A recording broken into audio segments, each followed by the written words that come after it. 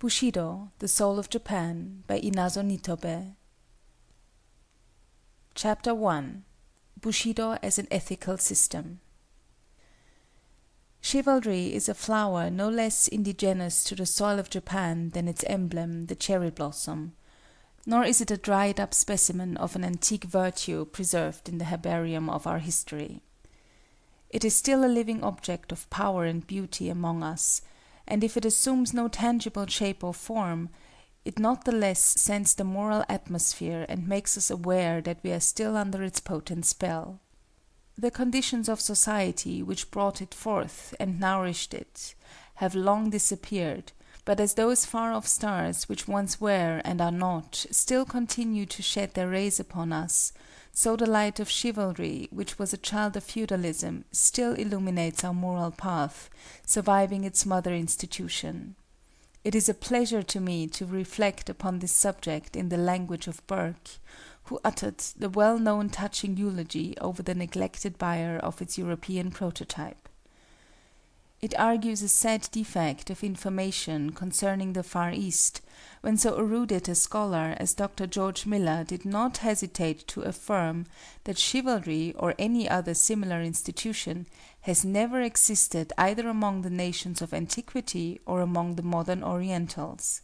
Such ignorance, however, is amply excusable, as the third edition of the good doctor's work appeared the same year that Commodore Perry was knocking at the portals of our exclusivism.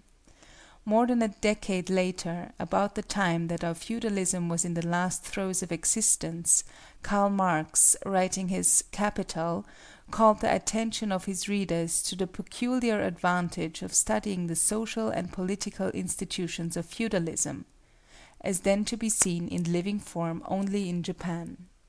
I would likewise invite the Western historical and ethical student to the study of chivalry in the Japan of the present. Enticing as is a historical disquisition on the comparison between European and Japanese feudalism and chivalry, it is not the purpose of this paper to enter into it at length. My attempt is rather to relate, firstly, the origin and sources of our chivalry, secondly, its character and teaching, thirdly, its influence among the masses, and, fourthly, the continuity and permanence of its influence. Of these several points, the first will be only brief and cursory, or else I should have to take my readers into the devious paths of our national history. The second will be dwelt upon at greater length, as being most likely to interest students of international ethics and comparative ethology in our ways of thought and action, and the rest will be dealt with as corollaries. The Japanese word which I have roughly rendered chivalry is, in the original, more expressive than horsemanship. Bushido means literally military knight ways, the ways which fighting nobles should observe in their daily life as well as in their vocation, in a word, the precepts of knighthood, the noblesse oblige of the warrior class. Having thus given its literal significance, I may be allowed henceforth to use the word in the original. The use of the original term is also advisable for this reason, that a teaching so circumscribed and unique, engendered as cast of mind and character so peculiar, so local, must wear the badge of its singularity on its face. Then, some words have a national timbre so expressive of race characteristics, that the best of translators can do them but scant justice, not to say positive injustice and grievance. Who can improve by translation what the German Gemüt signifies, or who does not feel the difference between the two words verbally so closely allied as the English gentleman and the French gentilhomme? Bushido, then, is the code of moral principles which the knights were required or instructed to observe. It is not a written code. At best it consists of a few maxims handed down from mouth to mouth, or coming from the pen of some well-known warrior or savant. More frequently it is a code unuttered and unwritten, possessing all the more the powerful sanction of veritable deed, and of a law written on the fleshly tablets of the heart.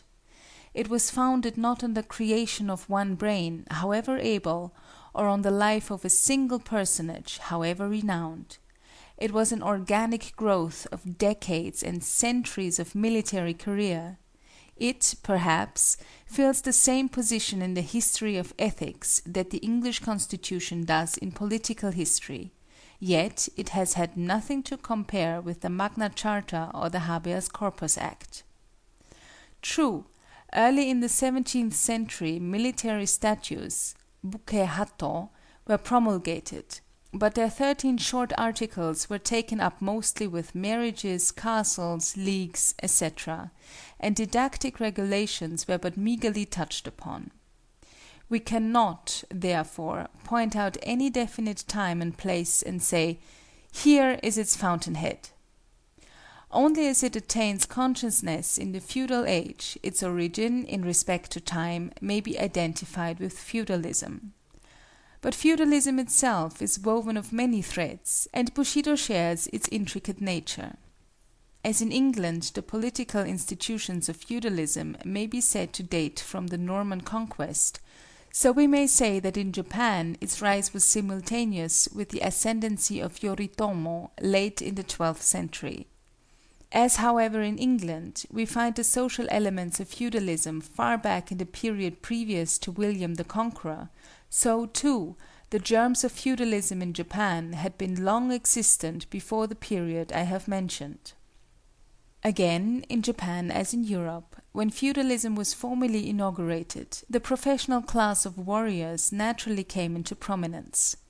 These were known as samurai, meaning literally, like the Old English knecht, knecht, knight, guards or attendants, resembling in character the solduri, whom Caesar mentioned as existing in Aquitania, or the comitati, who, according to Tacitus, followed Germanic chiefs in his time, or, to take a still later parallel, the milites medii that one reads about in the history of medieval Europe. A Sinico-Japanese word, bu-ke, or bu-shi, fighting knights, was also adopted in common use. They were a privileged class and must originally have been a rough breed, who made fighting their vocation. This class was naturally recruited in a long period of constant warfare from the manliest and the most adventurous, and all the while the process of elimination went on, the timid and the feeble being sorted out, and only a rude race, all masculine, with brutish strength, to borrow Emerson's phrase, surviving to form families and the ranks of the samurai. Coming to profess great honor and great privileges, and correspondingly great responsibilities, they soon felt the need of a common standard of behavior, especially as they were always on a belligerent footing and belonged to different clans.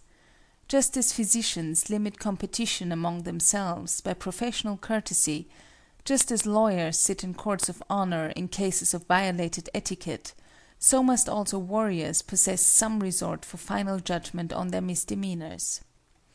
Fair play in fight! What fertile germs of morality lie in this primitive sense of savagery in childhood? Is it not the root of all military and civic virtues? We smile, as if we had outgrown it, at the boyish desire of the small Britisher, Tom Brown, to leave behind him the name of a fellow who never bullied a little boy or turned his back on a big one. And yet, who does not know that this desire is the cornerstone on which moral structures of mighty dimensions can be reared? May I not go even so far as to say that the gentlest and most peace-loving of religions endorses this aspiration? This desire of Tom's is the basis on which the greatness of England is largely built, and it will not take us long to discover that Bushido does not stand on a lesser pedestal. If fighting in itself, be it offensive or defensive, is, as Quakers rightly testify, brutal and wrong, we can still say with Lessing, "We know from what failings our virtue springs." Sneaks and cowards are epithets of the worst opprobrium to healthy, simple natures. Childhood begins life with these notions, and knighthood also, but, as life grows larger and its relations many-sided, the early faith seeks sanction from higher authority and more rational sources for its own justification, satisfaction, and development. If military interests had operated alone, without higher moral support, how far short of chivalry would the ideal of knighthood have fallen? In Europe, Christianity, interpreted with concessions convenient to chivalry, infused it nevertheless with spiritual data. Religion, war, and glory were the three souls of a perfect Christian knight, says Lamartine. End of Chapter 1. Chapter 2. Sources of Bushido.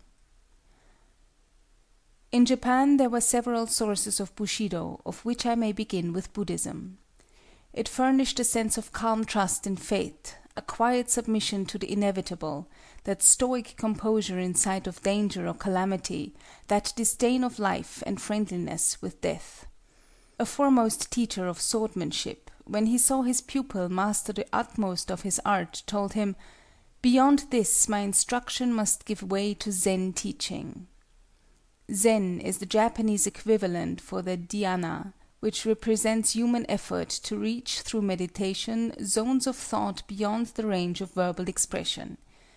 Its method is contemplation, and its purport, as far as I understand it, to be convinced of a principle that underlies all phenomena, and, if it can, of the Absolute itself, and thus to put oneself in harmony with this Absolute.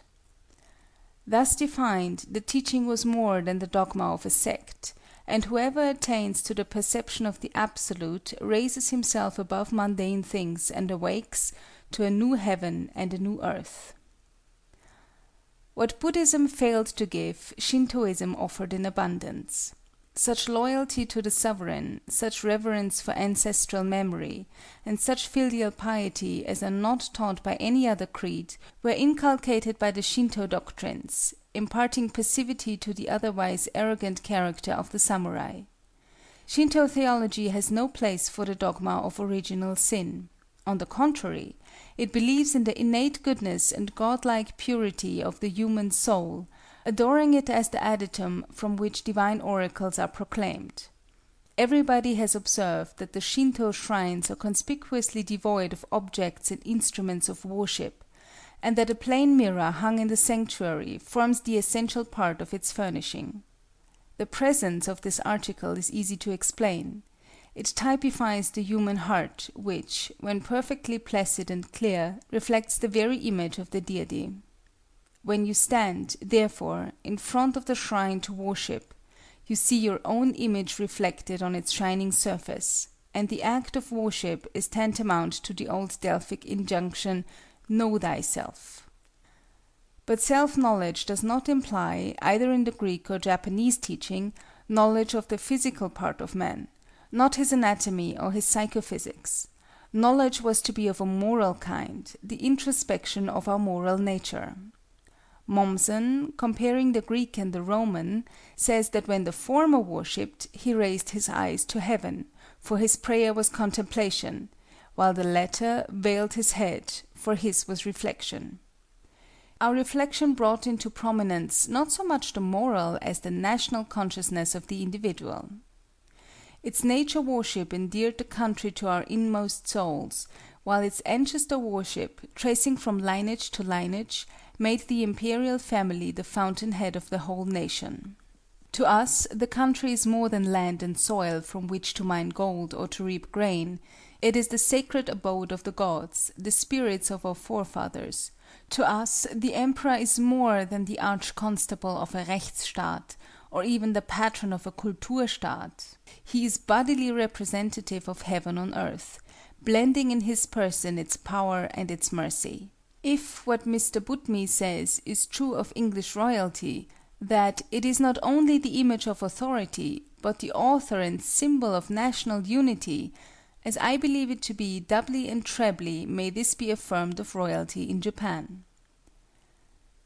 The tenets of Shintoism cover the two predominating features of the emotional life of our race, patriotism and loyalty. Arthur May Knapp, in Feudal and Modern Japan, very truly says, "In Hebrew literature it is often difficult to tell whether the writer is speaking of God or of the Commonwealth, of heaven or of Jerusalem, of the Messiah or of the nation itself." A similar confusion may be noticed in the nomenclature of our national faith. I said Confucian because it will be so deemed by a logical intellect on account of its verbal ambiguity.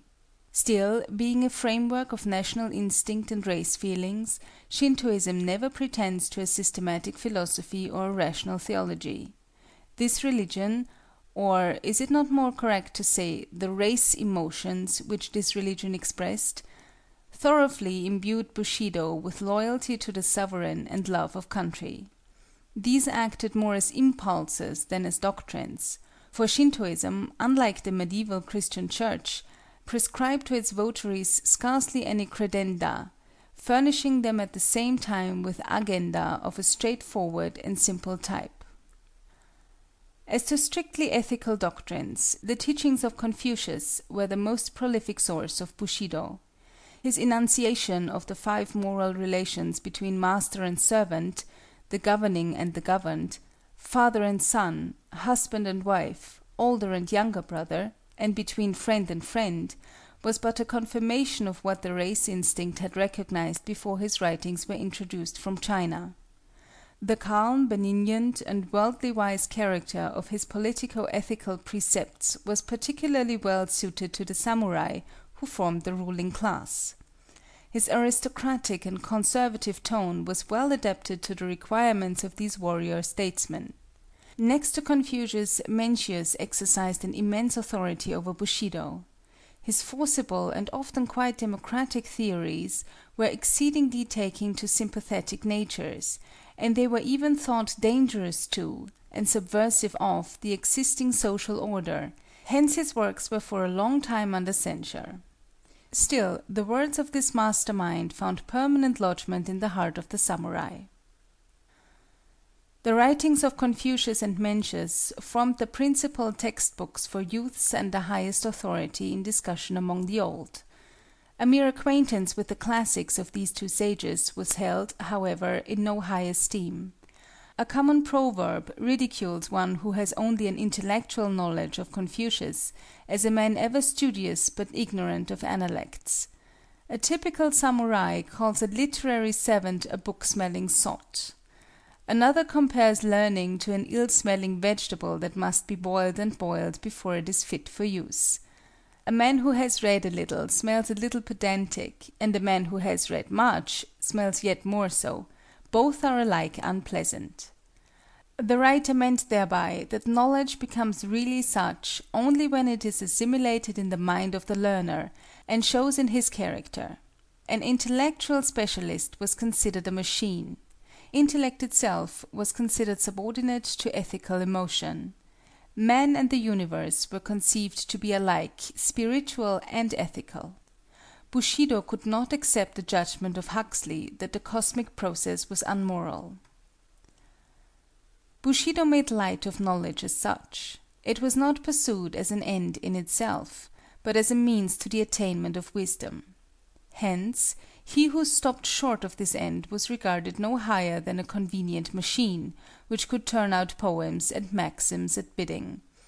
Thus, knowledge was conceived as identical with its practical application in life, and the Socratic doctrine found its greatest exponent in the Chinese philosopher Wan Yang Ming, who never wearies of repeating, "To know and to act are one and the same." I beg leave for a moment's digression while I am on this subject, inasmuch as some of the noblest types of Bushi were strongly influenced by the teachings of this sage. Western readers will easily recognize in his writings many parallels to the New Testament. Making allowance for the terms peculiar to either teaching, the passage, "Seek ye first the kingdom of God and his righteousness, and all these things shall be added unto you," conveys a thought that may be found on almost any page of Wan Yang Ming. A Japanese disciple, Miwa Shisai, of his says, "The Lord of heaven and earth, of all living beings, dwelling in the heart of man, becomes his mind, kokoro. Hence, a mind is a living thing and is ever luminous." And again, "The spiritual light of our essential being is pure, and is not affected by the will of man. Spontaneously springing up in our mind, it shows what is right and wrong. It is then called conscience. It is even the light that proceedeth from the God of heaven. How very much do these words sound like some passages from Isaac Pennington or other philosophic mystics! I am inclined to think that the Japanese mind, as expressed in the simple tenets of the Shinto religion, was particularly open to the reception of Yang Ming's precepts. He carried his doctrine of the infallibility of conscience to extreme transcendentalism, attributing to it the faculty to perceive, not only the distinction between right and wrong, but also the nature of psychical facts and physical phenomena. He went as far as, if not farther than, Berkeley and Fichte, in idealism denying the existence of things outside of human ken. If his system had all the logical errors charged to solipsism, it had all the efficacy of strong conviction, and its moral import in developing individuality of character and equanimity of temper cannot be gainsaid. Thus, whatever the sources, the essential principles which Bushido imbibed from them and assimilated to itself were few and simple. Few and simple as these were, they were sufficient to furnish a safe conduct of life even through the unsafest days of the most unsettled period of our nation's history. The wholesome, unsophisticated nature of our warrior ancestors derived ample food for their spirit from a sheaf of commonplace and fragmentary teachings, gleaned as it were on the highways and byways of ancient thought, and, stimulated by the demands of the age, formed from these gleanings a new and unique type of manhood. An acute French savant, M. de la Mazelière, thus sums up his impressions of the 16th century. Toward the middle of the 16th century, all is confusion in Japan, in the government, in society, in the church.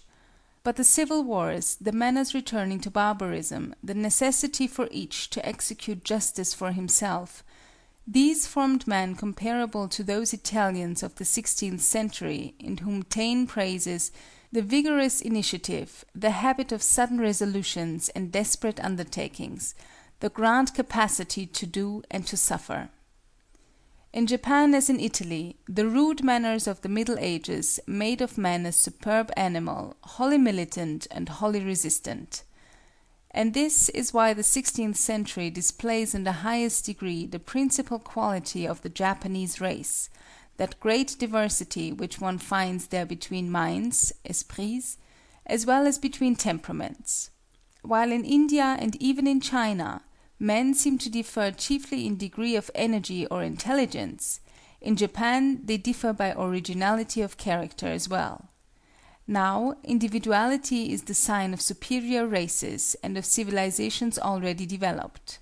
If we make use of an expression dear to Nietzsche, we might say that in Asia, to speak of humanity is to speak of its plains; in Japan, as in Europe, one represents it above all by its mountains. End of Chapter 2. Chapter 3. Rectitude or Justice. To the pervading characteristics of the men of whom M. de la Mazelière writes, let us now address ourselves. I shall begin with rectitude or justice, the most cogent precept in the code of the samurai. Nothing is more loathsome to him than underhand dealings and crooked undertakings. The conception of rectitude may be erroneous, it may be narrow. A well-known Bushi defines it as a power of resolution. Rectitude is the power of deciding upon a certain course of conduct in accordance with reason without wavering, to die when it is right to die, to strike when to strike is right.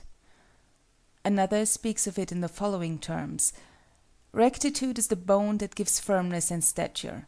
As without bones the head cannot rest on the top of the spine, nor hands move, nor feet stand, so without rectitude neither talent nor learning can make of a human frame a samurai. With it the lack of accomplishments is as nothing. Mencius calls benevolence man's mind, and rectitude or righteousness his path. How lamentable, he exclaims, is it to neglect the path and not pursue it, to lose the mind and not know to seek it again. When men's fowls and dogs are lost, they know to seek for them again, but they lose their mind and do not know to seek for it. Have we not here, as in A Glass Darkly, a parable propounded 300 years later in another clime and by a greater teacher, who called himself the Way of Righteousness, through whom the lost could be found? But I stray from my point. Righteousness, according to Mencius, is a straight and narrow path which a man ought to take to regain the lost paradise. Even in the latter days of feudalism, when the long continuance of peace brought leisure into the life of the warrior class, and with it dissipations of all kinds and gentle accomplishments, the epithet Gishi, a man of rectitude, was considered superior to any name that signified mastery of learning or art. The 47 Faithfuls, of whom so much is made in our popular education, are known in common parlance as the 47 Gishi. In times when cunning artifice was liable to pass for military tact and downright falsehood for ruse de guerre, this manly virtue, frank and honest, was a jewel that shone the brightest and was most highly praised. Rectitude is a twin brother to valor, another martial virtue.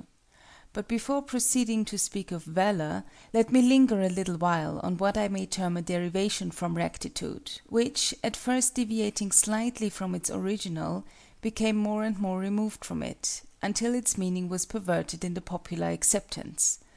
I speak of giri, literally the right reason, but which came in time to mean a vague sense of duty which public opinion expected an incumbent to fulfill.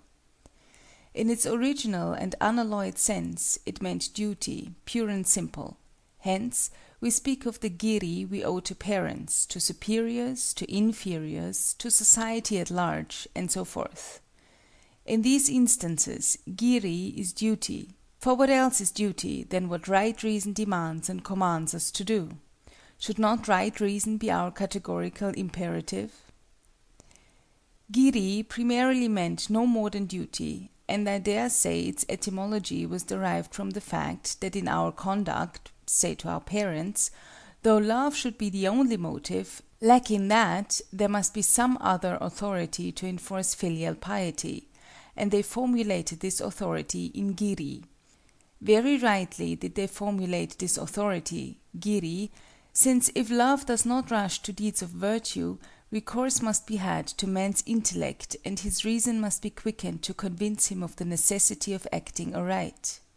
The same is true of any other moral obligation. The instant duty becomes onerous. Right reason steps in to prevent our shirking it. Giri, thus understood, is a severe taskmaster, with a birch rod in his hand to make sluggards perform their part.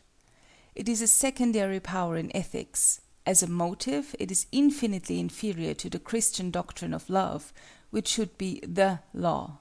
I deem it a product of the conditions of an artificial society, of a society in which accident of birth and unmerited favor constituted class distinctions, in which the family was the social unit, in which seniority of age was of more account than superiority of talents, in which natural affections had often to succumb before arbitrary man-made customs.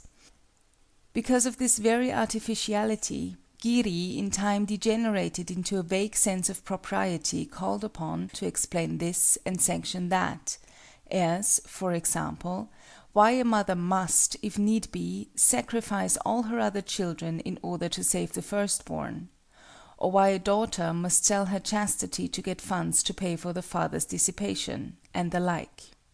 Starting as right reason, giri has, in my opinion, often stooped to casuistry. It has even degenerated into cowardly fear of censure. I might say of giri what Scott wrote of patriotism, that, as it is the fairest, so it is often the most suspicious, mask of other feelings. Carried beyond or below right reason, giri became a monstrous misnomer. It harbored under its wings every sort of sophistry and hypocrisy.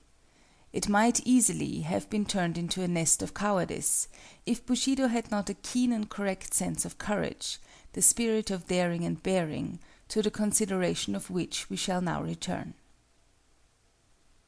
End of Chapter 3.